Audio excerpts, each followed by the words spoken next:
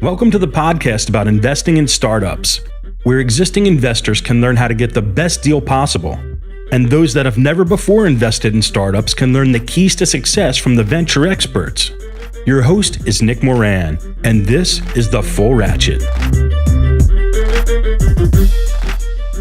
Welcome back for another edition of Investor Stories. On this special segment, the experts describe the most important lesson that they've learned and how that has changed the way they invest. This is the special segment called Lessons Learned.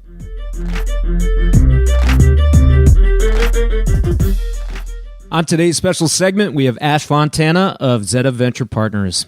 Ash, can you tell a story highlighting a critical lesson that has changed the way you invest? Yeah, well, it's funny.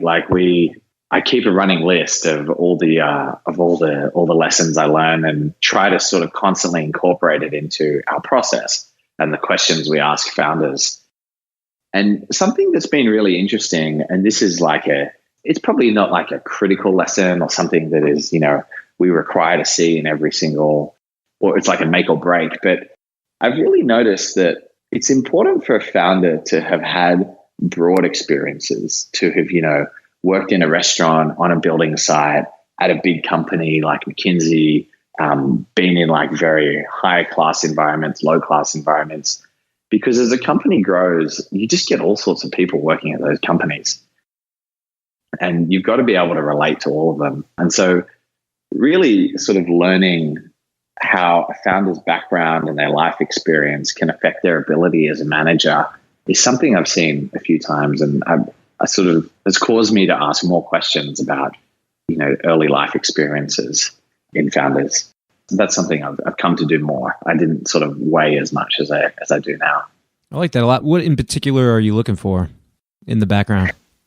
Yeah. So firstly, just diversity of experience. So diversity across interacting with people in different classes of society, working in different industries in different countries, different cultures.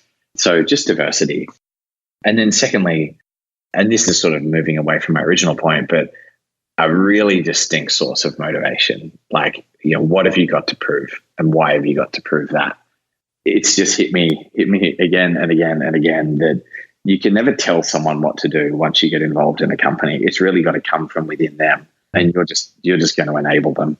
And so understanding this true source of desire, why are you working on this problem? Why does this matter to you to solve this problem?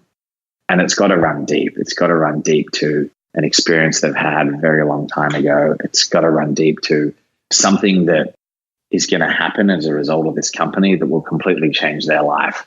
And, even these has some sort of egotistical association with legacy for them. And that is sometimes a very powerful driving force. Not always, but sometimes.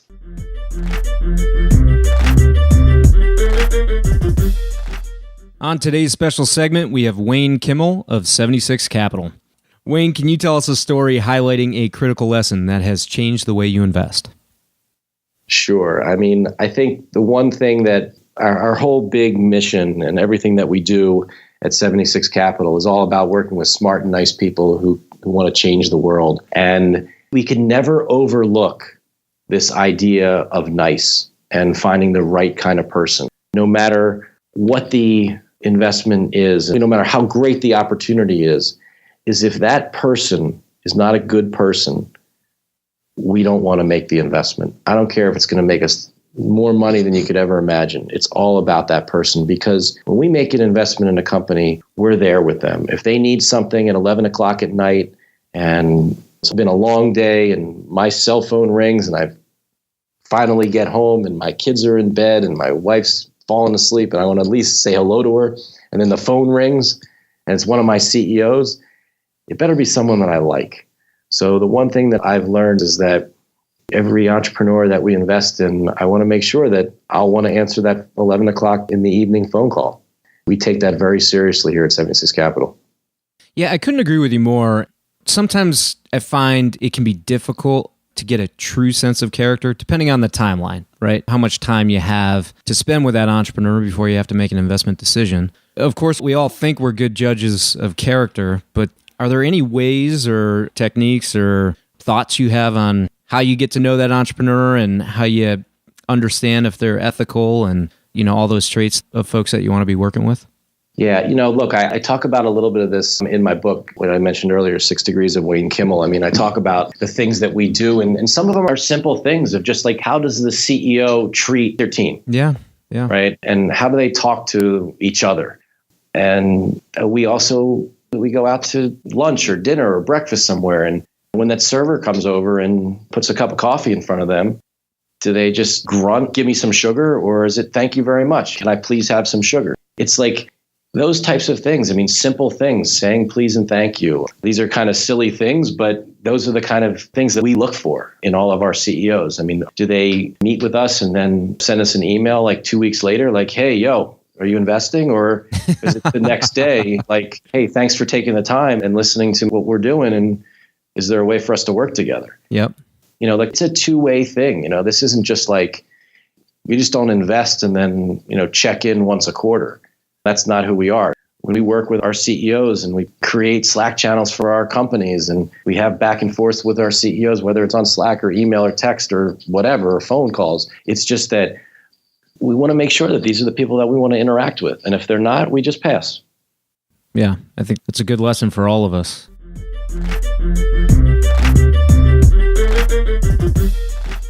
On today's special segment, we have Chris Farmer of Signal Fire. Chris, can you tell us a story about a critical lesson learned that has changed the way you invest?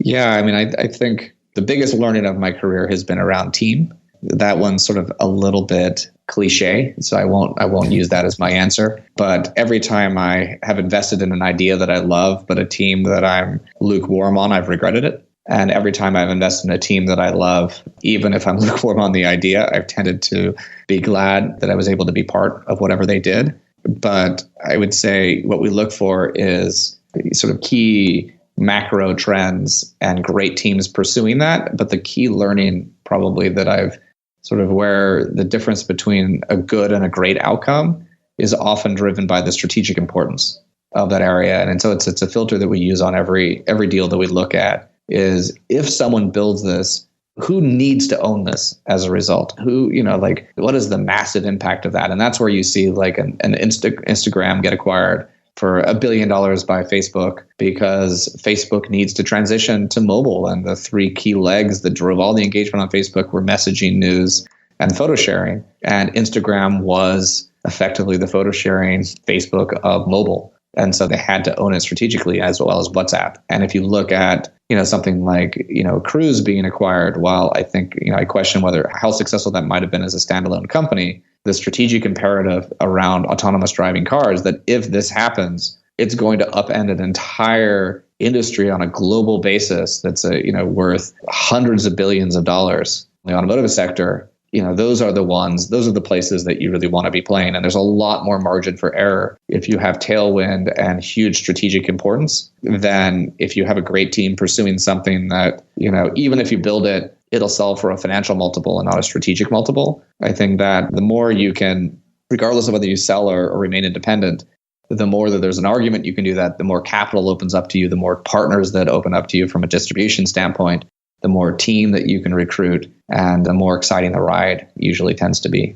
Is there a way that you get at the timing piece to know that the timing is right for those strategic opportunities to emerge? Yes. So this is where a lot of the deep research, plays in. And so it'll be through the market mapping at one level that's driven again by the advisors who are domain experts, by the corporate partners, and by our engineering team, frankly, who are often, dogfooding the technologies themselves and using the latest, Spark instances or, data analytics tools or whatever it may be. And so, we look at it from multiple dimensions. One is sort of applications of the technology itself and how researchy is that technology, or how sort of commercially ready is that technology. And then, because there's a lot of stuff that, in concept, like, broad-based AI, it's still not there yet. If anyone who's used Siri or a lot of these things, it's as advanced as they are, it's still got a long way to go. Yeah. But when you get invaluable, the more narrow the sort of domain, the farther those technologies can go. And the same is true of autonomous driving cars. We're more bearish on how quickly it's going to happen. There's no question that it's going to be a huge huge impactful thing from an economic standpoint, from a technology standpoint, from a social standpoint, and even how like cities are architected. It'll have impact not just automotive, but parking and energy and manufacturing and all sorts of different domains. And just the productivity of workers in general, if they're, the time behind the wheel can be applied to work or entertainment or something else. But we as an industry have to be cognizant, not just from a technology standpoint, but what are the societal impacts of those? Drivers, particularly truck drivers, is the single biggest employer in many United States. And so society has to figure out how to transition people to other roles. There's a lot of ethical questions. It's one thing to sort of, have the randomness of an accident and being willing to sort of cognitively accept that. But when that may be, pre-programmed in an algorithm and the car has to choose a lesser evil of hitting a pedestrian or another oncoming car, how do you ethically choose whether, what choice that you make and whatnot? And there's just, and while it can work on the highway in sort of relatively open lanes, autonomous vehicles in city centers is much more challenging when you have people double parking and do you cross the yellow line or not and follow the rules, or if you follow the rules to a T at a stop sign, you might never get through the intersection. And there's just tons of these things that need to be figured out, and not to mention all of the sort of mapping at microgranularity and everything else. And so, we're extremely bullish long term in a lot of these things, but I think there are a lot of other factors for it to ultimately being successful outside of technology or some business model hacking.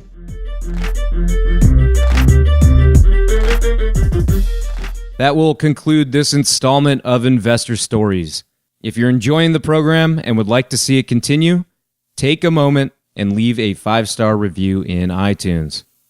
Also, if you'd like updates on new content from TFR, as well as the top 10 VC articles every week, go to fullratchet.net and sign up for the newsletter.